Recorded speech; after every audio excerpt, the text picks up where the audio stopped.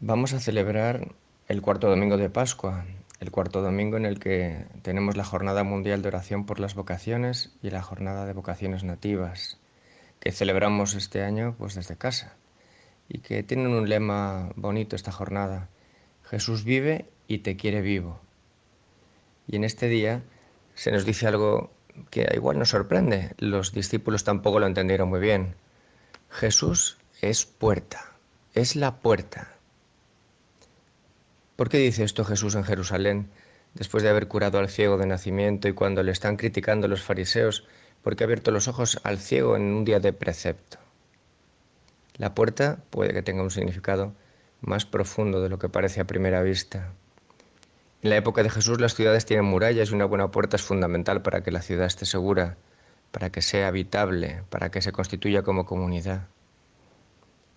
Hoy también lo comprobamos. Para defendernos del coronavirus hay que cerrar bien las puertas de nuestras fronteras y de nuestras casas.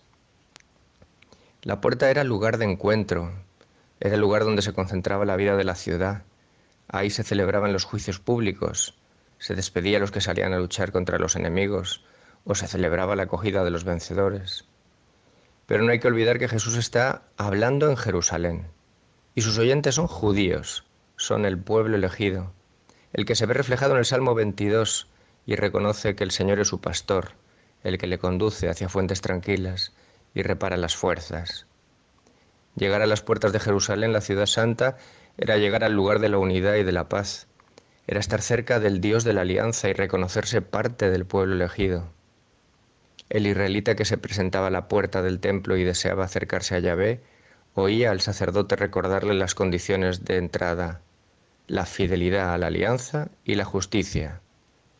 Esta es la puerta de Yahvé, por ella entran los justos, dice el Salmo 118. Por lo tanto, yo creo que decir que Jesús es la puerta es decir que Jesús es el verdadero templo de Dios.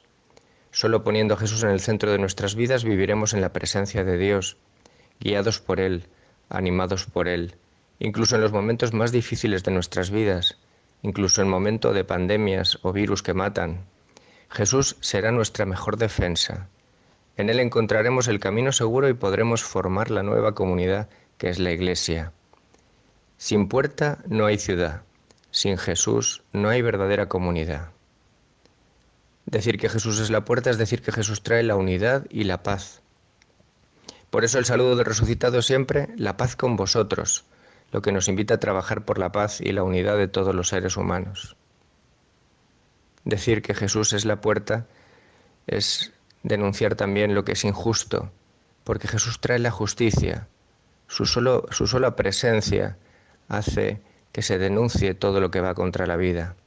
Al curar al ciego de nacimiento, Jesús se manifiesta como luz de las naciones, luz que saca de las tinieblas, luz que alumbra a todo el que quiere construir una vida en justicia y en verdad. Su presencia, su comportamiento también pone en evidencia a los falsos pastores, a los que buscan su propio beneficio.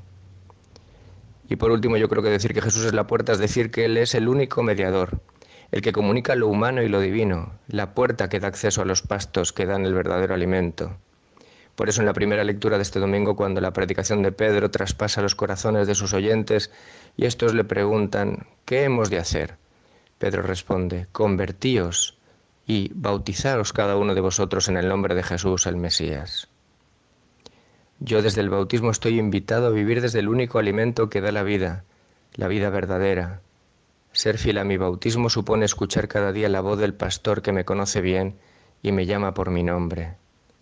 Estamos preocupados por esta enfermedad invisible que amenaza nuestras vidas y la de nuestros vecinos, pero este domingo la llamada es a encontrar la puerta que me da acceso al Dios de la vida, al Dios que vence siempre al mal y a la muerte, al Dios que es manantial de agua viva y luz para el camino de la vida.